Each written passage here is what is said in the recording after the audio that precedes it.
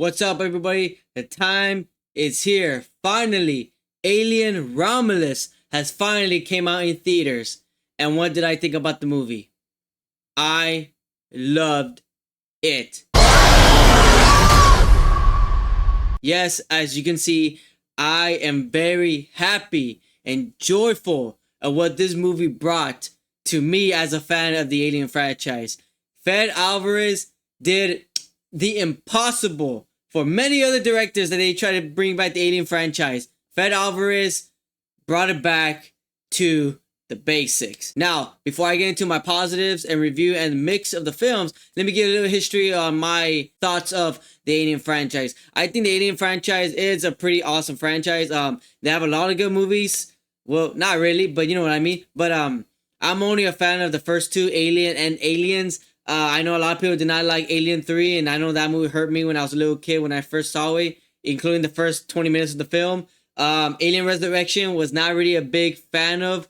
And then Alien Covenant and Prometheus, they didn't really stick the landing with me. I mean, I get it that they tried to expound the lore of the xenomorphs and the creation of the planet and all that. Like, it was just, I just did not really like new ideas that they try to bring into the Alien franchise. But when I heard that Fede Álvarez was doing the new Alien Romulus film, I was like, hey, yeah, let's do it. Fede Álvarez is one of those directors who understands horror, suspense, thrill rides. He's that guy to bring you the perfect recipe, ingredients to a horror flick. And I gotta say, Fede Álvarez did a fantastic job on bringing Aliens back to its horror roots and back to basics on what it was missing ever since the movie Aliens. First off, when Alien Romulus was first announced, I did hear it was going straight into streaming. And at first, I was like, no, that is a bad idea. You never put an Alien movie in a streaming service. But thank God that Fede Álvarez made a good Alien movie that whoever was in charge of the product, whoever was in charge of the movie in general, saw the movie and said, no, we need to put this in theaters. This needs to go back into theaters. And yes, thank you. As they finally made a right decision on putting an Alien movie back into theaters. Like I said, I'll say it again, Fede Álvarez was the perfect guy to direct this movie, man. And here we go. Right down to my positives. Positives number one, tone. The tone of this movie is dark. It's greedy. It is brutal. It is anything that you can ask for in an Alien movie that we've been searching for and looking for all these years, ever since the first Alien movie. And heck, you could throw in even the first two Alien movies. Fede Álvarez brings back the tone from the first two movies back to its glory days, and I am just jaw-dropping and smiles all over my face, just looking at the big screen going, oh my God, this is the Alien movies that I first fell in love with when I was a kid. I gotta bring up the score. The score in this movie, it's top notch. There's some scores in here and music themes played throughout the movie that just jaw-dropping, that gives you the chills with certain scenes, with specific scenes, when people are about to die, when the suspense is going, when the thrill ride is going to happen. Like, the score and the music just gives you a horrifying ride through of the whole scene that's about to take place. Yes, because this is a rated R movie, let's get into the gore. The gore is chef kiss in this movie. Carnage candy and the gore is present in this movie, and I gotta say, they are so bloody and so detailed. When you see people die on screen, you become jaw dropped. You become so suspense. You become so frightened how these people are dying. You're like, oh my gosh, man.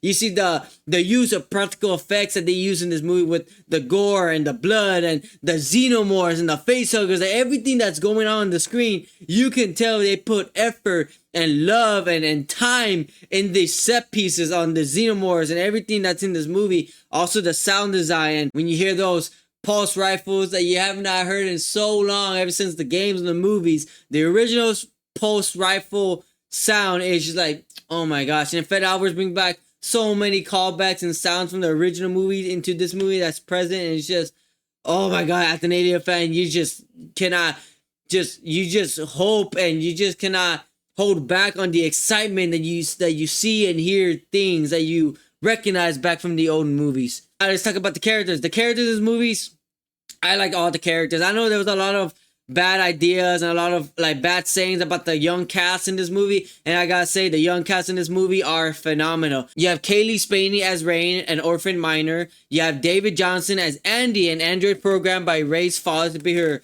surrogate brother. You have Archie Renaux playing Tyler. You have Isabela Merced playing as Kay.